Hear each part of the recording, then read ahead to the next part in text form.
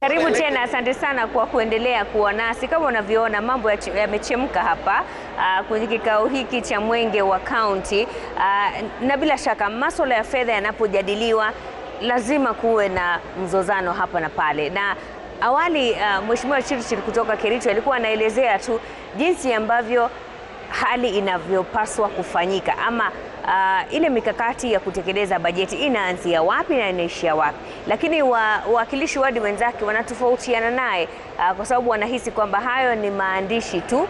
Wanasema kwamba kwa ground mambo ni tofauti. Joel, ulikuwa unaelezea Nairobi mambo yako tofauti kivipi? Asante sana.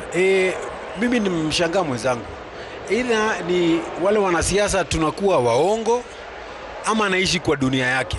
Kwa sababu Nairobi, mimi wakati nilipoingia nilikuwa na swala moja ambayo ilikuwa nyeti sana katika area yangu ya Kariobangi, ambayo ni kukuwa na mahali tunaweza kufaragana, yani a social hall pale Kariobangi. Kwa sababu katika social hall zote za Nairobi, hiyo imesemekana kwamba inapaswa kuangushwa chini, kwa sababu inaweza kuanguka wakati wote, na inaweza kuangukia watoto au wazee ama mtu akiwa pale. So nikaiweka katika bajeti. Lakini kitu cha ajabu, miaka miwili baada ya mimi kuikiweka mpaka leo hakijatekelezwa, kwa sababu nguvu yetu inaishia baada ya kuweka vitu katika bajeti. Tukiweka executive sasa wako na fursa ya kufanya vyovyote wanataka, na Nairobi imekuwa wanatoa, tunapatia hata sekta fulani kama agriculture, maybe tunapatia trade, tunawapatia hii hela ndio mtafanyia kazi yenu. Wakifika kule wanabadilisha. Tumekuwa katika mstari wa mbele kuzungumza kusema kwamba hata threshold ya PMF Act katika Nairobi katika maendeleo, kwa sababu inasema lazima iwe 30%, haifiki. Na tukizungumza, kwa sababu unajua assembly tunakontroliwa na vitu viwili.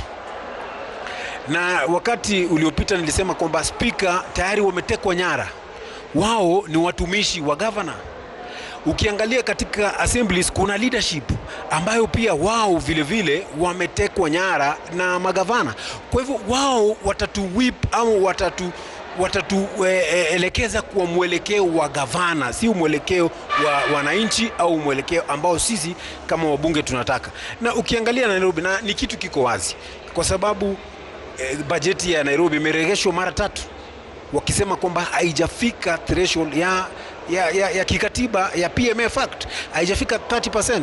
Na mwenzangu alisema vizuri hapa kwamba wabunge wamekuwa na njia ya kuchukua hela nyingi wanapeleka kwa recurrent kule, si kwa mambo ya kimaendeleo.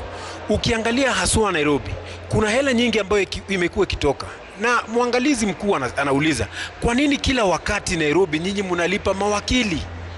Wakili mnawalipa milioni 300, milioni 800, milioni 500. Kwa nini hii hela haiwezi kuigeuzwa ikawa kwa mambo ya maendeleo?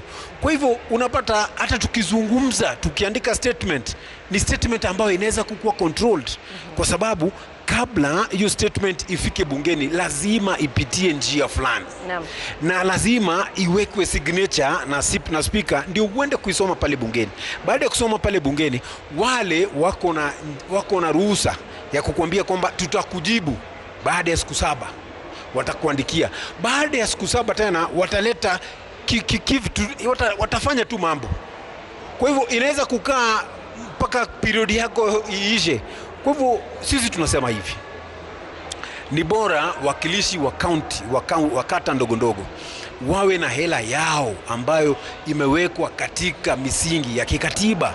Na kuna tofauti labda ya hazina ambayo inasimamiwa na spika wa bunge, kama vile bunge la kitaifa, kwamba kuna fedha ambazo zinasimamiwa na spika wa bunge. Kwa hivyo bunge liko na uhuru wake.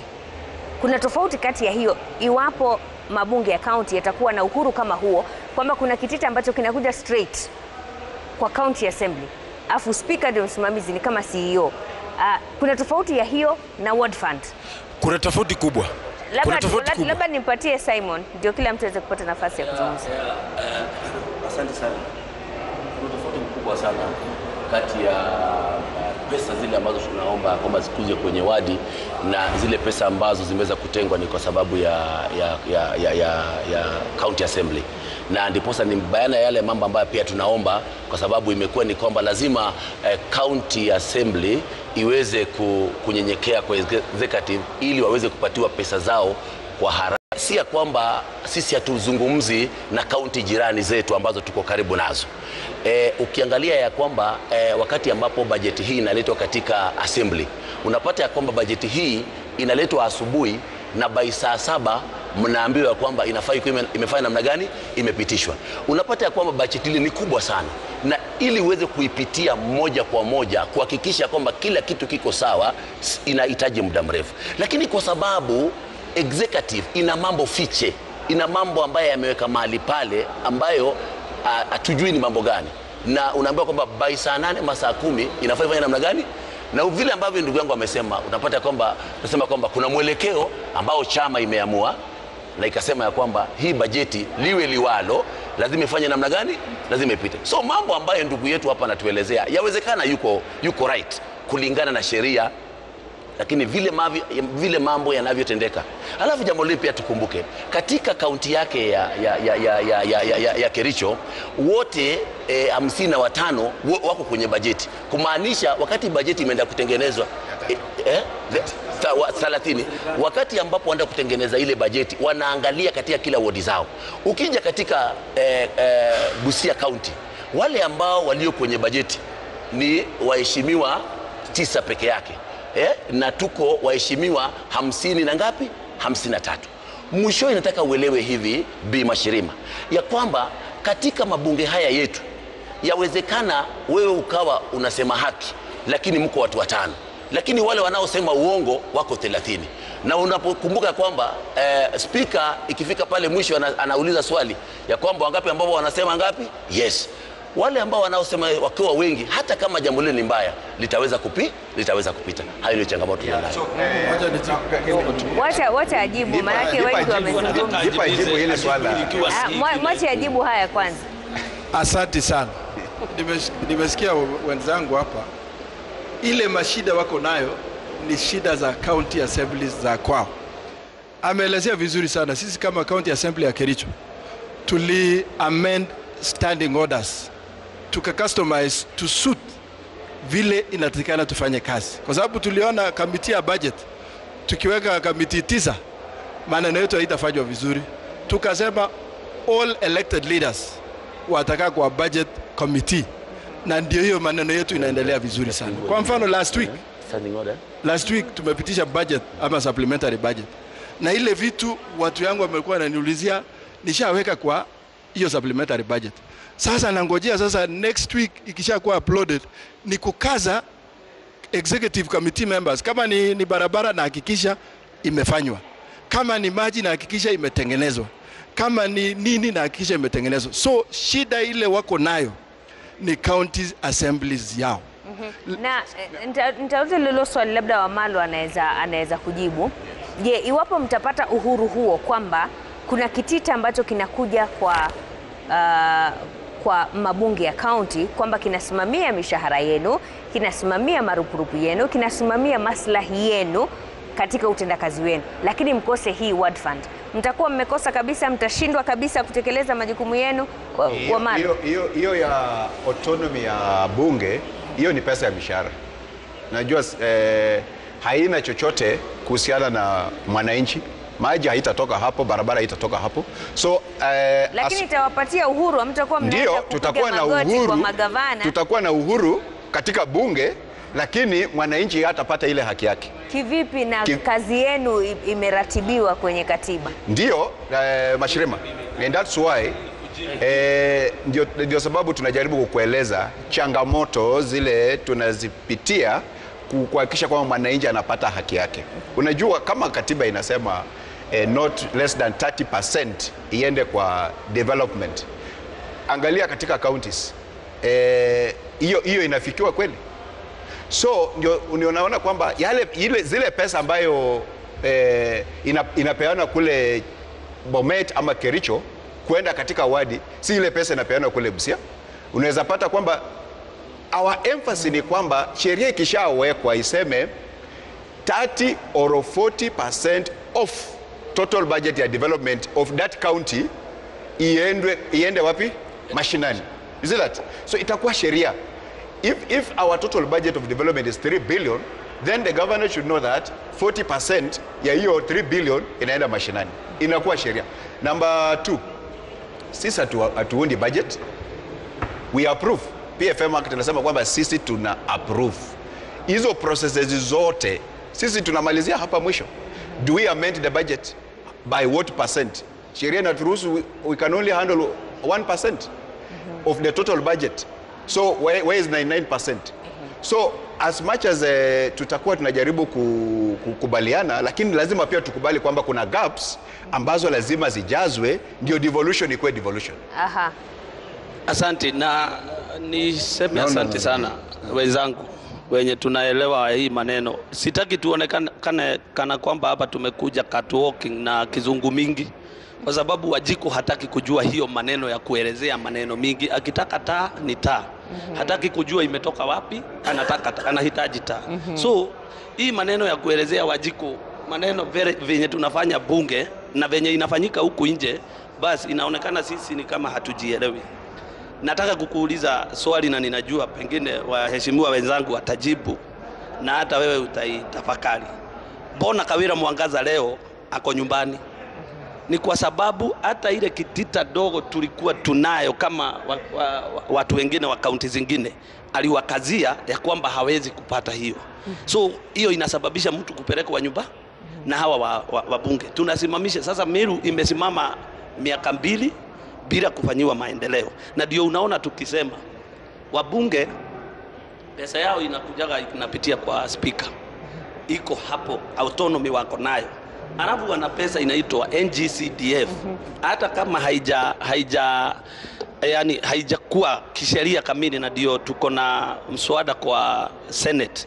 Wanataka iingizwe kabisa kikamili katika katiba.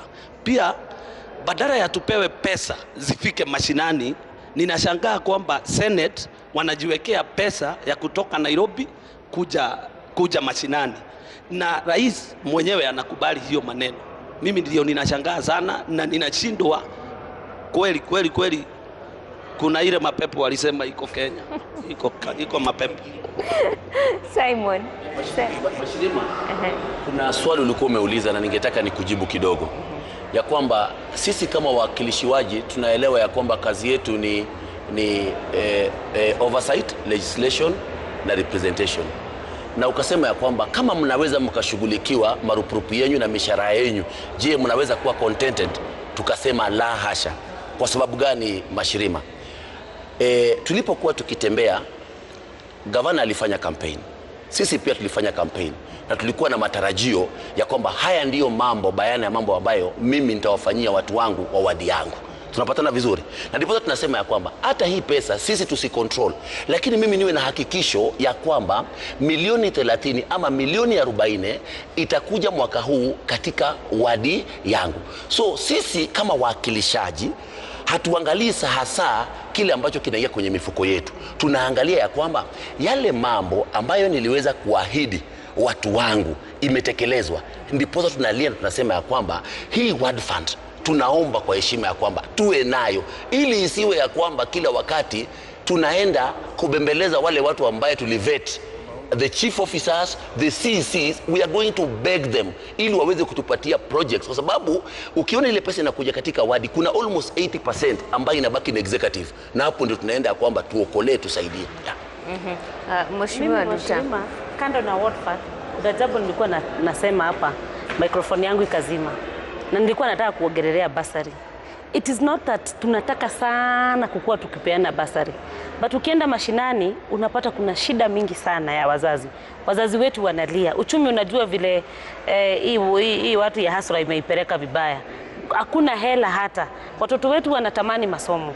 Mimi nilikuwa na suggest hivi, on a national TV, we don't want the bursaries and it should not be given to even the members of parliament. Wacha masomo, serikali ya Kenya na rais, kama unaweza sikia hii, wacha ifanye masomo bure, ndio kila na affordable.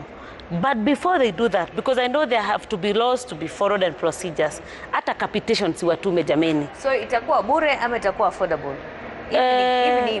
Wacha ikuwe bure. But the minimum, the bare minimum is free. And when it's free, it's affordable to everybody. Na kabla wafanye hivyo, wacha watume capitation. Tumekuwa mashinani, tumekuwa kwa local secondary schools and primary schools, na watoto wetu, walimu wetu wanateseka. Even feeding these children is a problem. So you can imagine now there's problem at school and there's problem at home. Tena kwa mandugu zangu hapa, budget making is a process. Na nilielezea vizuri sana kwa county assembly ziko na nguvu. Na nguvu ya county assembly iko kwa kitu inaitwa county fiscal strategy paper. Hiyo ndio wanaweka sili kila pale. Sasa MCA wakitaka kumeka amendments, wana make amendment kwa hiyo CFSP. Hiyo CFSP ikishapitishwa kwa assembly inapelekwa kwa executive, kwa governor na ma-CCs wake. Sasa ile siku wanatuma budget ipitishwe kwa assembly, they make sure that they comply with the CFSP. Ndio ma MCAs wanapanga vitu yao hapo. So MCAs wako na nguvu sana. Ndugu yangu hapa akisema MCAs wa make budget, wanapitisha budget. Sasa unaweza kupitisha budget yenye hujaangalia maneno ya watu yako iko hapo ndani. Naam. Nataka tuelekee katika kaunti ya Machakos, kisha tutarejea hapa ili hawa wakilishi wadi watueleze ni kwamba zile sheria ambazo zinafanya kazi Kericho ni tofauti na Nairobi, Busia, Nakuru na Murang'a ama inakuwaje? Enoch Musui kutoka kaunti ya Machakos, uwanjani wako. Na asante sana Mashirima kutoka hapo Nairobi. Leo tuko hapa Machakos ambapo tuko na wananchi katika kuchangia mada ya leo ya mwakilishi wodi na zile kazi wamefanya katika eneo la Machakos. Wacha tupate maoni kutoka kwa wananchi, watuambie hisia zao kuhusu mada ya leo. Karibu, naanza na jina. Kwa majina naitwa Kilonzo Daniel, mimi ni mkazi wa Machakos. Kwanza kabisa nasema devolution would have been the best option for Kenyans, but the problem we have now is the county governments with the MCAs whom now today we are surprised with how they operate. The MCAs are doing totally nothing. Wanakuja kwa wananchi kuomba kura kama watetezi wa wananchi, lakini siku anarudi kwa wananchi tena anarudi kama contractor. Yeye ndiye amechukua kandarasi zote za ujenzi wa barabara. Tuko na vijana ambao wameregister kampuni wanaweza fanya hizo kazi, lakini yeye anarudi kufanya hizo kazi, vijana wanaendelea kuumia. Na pia tunashindwa even wakati wanakuja na hizo kama hawa wenye kandarasi, wakifika ground tuna expect kuna ile 75% ya wale watu wanafanya zile kazi za chini chini wakuwe wenyeji pale, lakini hivyo hatuoni zifanyika. Tunataka kujua hizo sheria zilifanywa nini. Kwa hivyo sisi MCAs wamedisappoint, hatuoni kazi inaendelea. Hii ni town, ile agenda ya smart kiosk. Hata MCA angekuwa anapeana hizo kiosk hapa town, wanarika wangekuwa mpata hizo kiosk, wangekuwa wanafanya kazi, kwa sababu rent ni ngumu kupata. Kwa hivyo sisi tunaomba MCAs wetu mwache kujificha nyuma ya miradi ya governor, mkuje na miradi yenu ambayo inaweza kusaidia wananchi. Tuache kuona MCAs wakifuata MP. Mambo ya CDF sio ya MCA. Wewe kuja na agenda ambazo unaweza saidia watu wako, kuja na miradi ambayo unaweza saidia watu wako, na watu wao sisi tutafurahia. Kwa hivi sasa wananchi tunaumia, hatuoni MCA wakifanya kazi yoyote. Asante. Anza na majina alafu tueleze maoni yako. Naitwa Dennis Simiu, mkaaji hapa Machakos. Mimi niko na swali kwa governor na niko na swali kwa president wangu William Ruto. MCA wetu hapa Mbumbuni North alikufa sasa ni miaka 2. Kuna zile miradi ambayo alikuwa nazo ambayo alikuwa anatufanyia sisi kama wana kijiji na sisi wana pale mtaani. Sisi tungesema aje? Tangu MCA alipokufa, mama ulikimbia kwa mazishi, wewe mwenyewe ukasema utakuwa MCA na utakuwa governor. Sai mabarabara zimesukwama huku ndani. Watu wa pikipiki kupita ni shida. Watu wa taksi ambao wako na magari madogo za kuingia katika kila manyumba hakuna. Na kuna zile ambaye hospitali ya MCA tunajua yote ni miradi ambayo alikuwa nazo hawafanyi. Tafadhali sana naomba IBC, kama mlijaguliwa mnafaa muharakishe. Wananchi tunaumia, wananchi hapa chini tunaumia, na wananchi tunaumia sana, tunaumia. Na tafadhali tunaomba mama, wewe kama ulisema wewe utakuwa MCA, usikue Kasongo, rudi pale uje hudumie wananchi na wanakijiji tunakuhitaji. Ukitaka hii kura ya 2027 ujue ni wananchi unataka. Goodbye. Na masani hizo ni hisia tofauti kutoka kwa wananchi kutoka eneo la Machakos ambao wengine wasema ma MCA hawafanyi kazi na kwa sasa wanaomba wawajibike ndio wasaidie mwananchi. Kutoka kaunti ya Machakos nikiripotia runinga ya Citizen, mimi ni Enoch Musui. Wacha tuelekee kaunti ya Samburu tusikie wana yapi ya kusema. Mheshimiwa Kapombe, tunapoweka kwenye mizani mabunge ya kaunti na utendakazi wa wakilishi wadi, tumeandaa kikao cha bunge cha dharura tu hapa katika kikao hapa katika stendi hii ya wahudumu bodaboda. Tusemezane nao wakilishi wadi na mabunge ya kaunti yana umuhimu gani na wanatekeleza vipi majukumu yao. Je, wameweza kuwafikia yale ambao waliweza kuahidi, wanawatendea haki ama watendei haki? Tunaanza na jitambulishe kwa majina. Na je, wawakilishi wadi MCA wanafanya kazi ambayo wanapaswa kufanya? Kwa majina mimi naitwa Jackson Leslan, chairman bodaboda Maralal, na kwangu mimi sioni ile kitu MCA wanafanya. MCA wako anatekeleza majukumu yake ipasavyo ama anaendelea kuwachezea shere? Huyu hakuna kitu anafanya. Hata hatujui kama tuko na MCA Maralal kabisa. Hatujui mambo na kitu inahusiana na MCA Maralal. Hakuna kitu wanafanya. Hakuna, wako tu hapo kukaa. Na bunge la kaunti ya Samburu? Hata hiyo hakuna kitu inafanya. Hakuna, wamelala kwa kazi wote. Unaposema wamelala kwa kazi wote na ujue wanatumia fedha zako, wewe kama mlipa ushuru, wewe kama mlipa kodi, haikupi wasiwasi?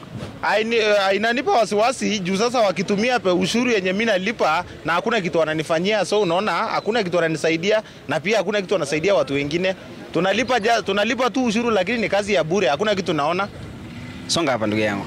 Songa hapa. MCA wako wametekeleza majukumu ipasavyo ama vipi?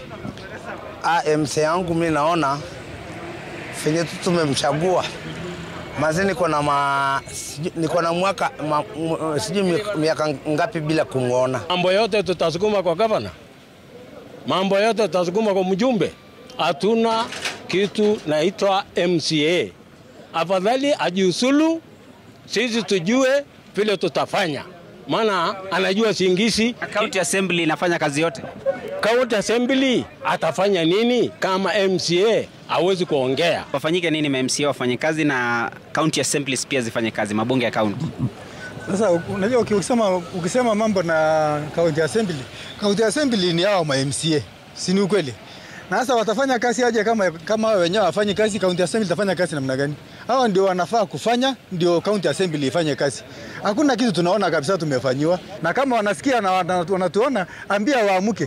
Kwa hii miaka kidogo wako wajaribu angangane, either wafanye kazi ama waende wajitengenezee mahali ya kukaa kwa hiyo miaka ya kidogo wako naye. Wajiekee basi ile kidogo wametuibia. Tumaliza na wewe. Na hii mambo ya kusema wanasema wananyimwa pesa kwa county. Sikatai kama ni kunyimwa wananyimwa, lakini hata hii pesa wakipewa ni nini watatufanyia? Hizi ni miaka zinaenda, miaka 5 ni kuisha inaisha. Hakuna kitu mtu kwanza kama MCA Maralal Ward. Hakuna kitu amefanya. Ako tu hapo ni kuwekelea miguu kwa kiti tu. Kwa hivyo hata yeye awajibike kwa kazi yake bwana. Asante sana Mheshimiwa Kapombe. Kauli ambazo zinazidi kuibuliwa na wakazi wa gatuzi la Samburu cha kutia msumari moto kwenye kidonda. Kila mmoja anaibua cheche shutma dhidi ya wawakilishi wadi wao na bunge la kaunti. Wanasema endapo wawakilishi wadi wamefeli katika majukumu yao, inakuwaje bunge la kaunti linatekeleza majukumu yao? Hivyo ina maana kwamba hata bunge la kaunti limefeli kusimama na kumtetea mwananchi mpiga kura, mwananchi mlipa kodi. Kwa hiyo niruhusu nitie kikomo.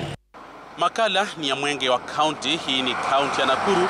Mimi ni Evans Asiba, nitakuwa nikizungumza na wakazi wa Nakuru, pengine watuambie iwapo wanaelewa majukumu na utendaji kazi wa wale wakilishi wadi katika taifa hili tangu gatuzi wa mwaka 2013. Moja kwa moja hacha nizungumze na huyu atuambie tu, ukianza kwa kujitambulisha majina, pengine tuambie wewe kama Mkenya, wewe kama mkazi hapa Nakuru, je, unaelewa kazi ya wakilishi wadi? Kwa majina naitwa Simon Sangale Olenasieku, mkazi katika kaunti ya Nakuru na mfanyabiashara. Mambo haya hii swala la MCAs nimelielewa vizuri sana, kwa sababu sisi tulipokuwa tunapigania mambo ya the 2010 constitution tulikuwa tunataka mambo ya ugatuzi ya kwamba tuwe na watu ambao watawakilisha kule mashinani katika wodi, na tunajua kwamba hii kazi ya MCA inastahili kuleta umuhimu na kuleta maendeleo katika mashinani na kuweza kuangalia jinsi ambavyo fedha zinatumika katika mashinani. Majukumu ya MCA vile ambavyo imewekwa katika katiba, wanastahili kuwa the representative ya wananchi, kuwakilisha wanastahili kuwa pia wale wanatunga sheria zitakazoweza kuwasaidia wananchi pale mashinani, na pia wanastahili kuwa kazi yao ni kuangalia matumizi ya fedha vile ambavyo magavana na CECs wanatumia. Lakini hapa katika kaunti ya Nakuru tumekuwa na vipindi vitatu, hii ya kwanza 2013, ya 2017 na sasa ya 2022. Mahali ambapo imefika sasa hivi tumeona kwamba kumekuwa na lot of conflicts katika MCA na executive. Ni kana kwamba ile jambo ambalo limekuwa muhimu kwa MCA imekuwa ni kuitisha mishahara ambayo kwa hakika wale wa MCA wa 2017 walikuwa nalipo karibu 1,300. Hawa wa 2022 wakaja wakapunguziwa hadi 150,000. Jambo hili limepeleka kwamba MCA wamekuwa katika hali ya njaa, na tunaona kwamba wengi wao hata katika mambo ya kupitisha bajeti imekuwa kwamba wamekuwa kileta vitisho ya kwamba kama tutapelekwa katika safari ili tuweze kupata allowances tutaweza kuangusha bajeti. Pia hapa katika mji wa Nakuru, kaunti ya Nakuru, tumeona visa ambavyo pia wamekuwa wakitumia nafasi zao, kama vile tuliona mwaka uliopita walijaribu hata kumuimpeach yule ambaye alikuwa county secretary, lakini ilipofika wakati wa impeachment tuliona kwamba walianza kujipatia visababu. Wengine wakasema hawakumbuki yale mambo walikuwa wanafanya. Kwa hivyo kumaanisha kwamba hata huyo county secretary hakuwa na makosa kama vile ambavyo walivyokuwa nakusudia. Kwa hivyo mimi ningependa kusema kwamba county assemblies katika taifa la Kenya, hata mnapokongamana katika mji wa Nairobi, tafadhali muangalie vile ambavyo mtakuwa na impact kwa mashinani. Msiangalie mambo ya self enrichment, msiangalie jinsi ya kujitajirisha. Kama ni hapa kaunti ya Nakuru, tunataka kuona kwamba maendeleo yamefika mashinani, fedha zinazotumika zimeangaliwa vizuri, na pia tunataka kuona miswada. Hatujaona miswada ikiletwa katika bunge ya kule katika assembly, kwa sababu tunaona watu wakipigania maslahi yao. Na pia tuache hii vita county ya executive na assembly kwa sababu ya kujitafutia umaarufu ama kutafuta pia fedha kupitia hiyo miswada. Haya basi, huyo ni Simon Ole Nseku akizungumza nasi kiufasaha, akituambia majukumu na pengine iwapo haswa mihula mitatu, huu tukiwa mhula wa tatu wa ugatuzi, pengine kuona iwapo wale wakilishi wadi wamekuwa wakitekeleza majukumu yao au la. Ni swala ambalo tutakuwa tukifuatilia katika taarifa zetu za baadaye na kujua pengine hali vipi. Mimi ni Evan Zasiba, kazi kwako studio. Na tunapoangazia utendakazi wa wakilishi wadi na maspika wa mabunge ya kaunti hapa katika kaunti hii ya Nyamira, tunaungana na baadhi ya wakazi na viongozi wa kaunti hii ili nao watuambie kwamba maoni yao ni yapi kuhusu utendakazi wa bunge la kaunti ya Nyamira. Mfumo ambao tulioko nao sasa hivi wa serikali kuu na serikali za gatuzi umetukandamiza sana kama sisi wananchi, sababu leo hii unapata kuna wakilishi wadi fulani ambao wanaegemea upande wa governor.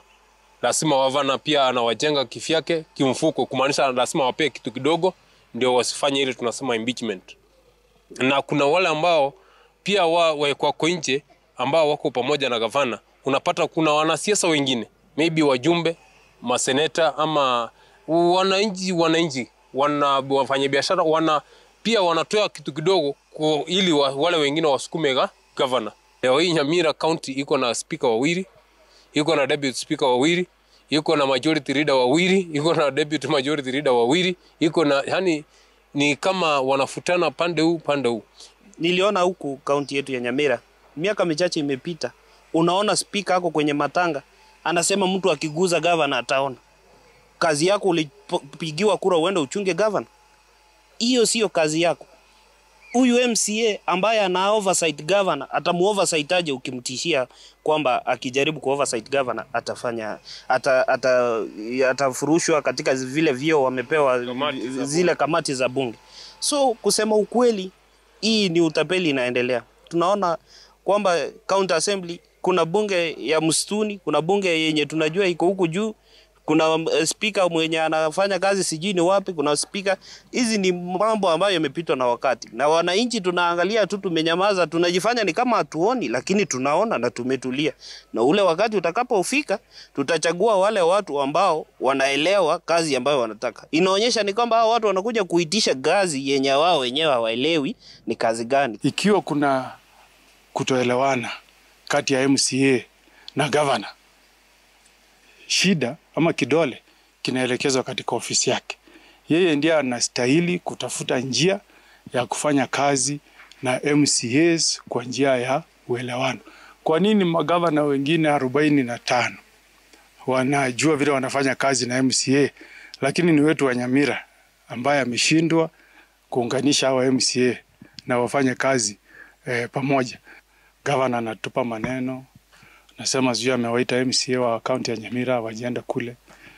Ma MCA wanasema gavana hafuati sheria, amefungia pesa zao. Nama hao ni baadhi ya wakazi na viongozi kutoka kaunti hii ya Nyamira, wengi wakizidi kulisuta bunge la kaunti ya Nyamira kwa malumbano yanayoshuhudiwa, wakiangazia kuwepo kwa maspika wawili, wakisema kwamba wanahisi bunge hili halijawatendea haki wakazi wa kaunti ya Nyamira. Nikiripotia runinga ya Citizen kutoka kaunti hii ya Nyamira, langu jina ni Duncan Bundi.